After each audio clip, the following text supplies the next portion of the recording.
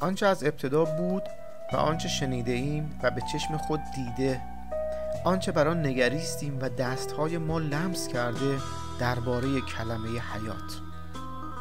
و حیات ظاهر شد و آن را دیده ایم و شهادت می دهیم و به شما خبر می دهیم از حیات جاودانی که نزد پدر بود و بر ما ظاهر شد.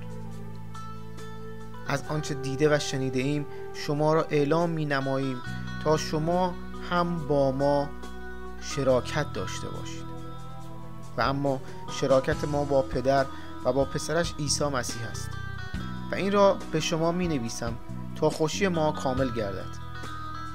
و این است پیغامی که از او شنیده ایم و به شما اعلام می نماییم که خدا نور است و هیچ ظلمت در وی نیست.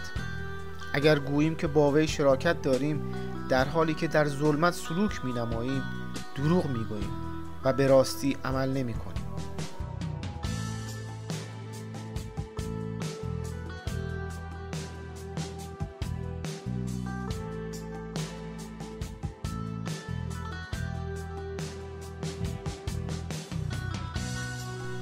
لکن اگر در نور سلوک می نماییم و خون پسر او عیسی مسیح ما را از هر گناه پاک می سازد.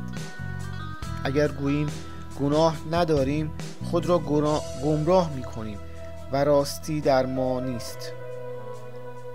اگر به گناهان خود اعتراف کنیم او امین و عادل است تا گناهان ما را بیامرزد و ما را از هر ناراستی پاک سازد.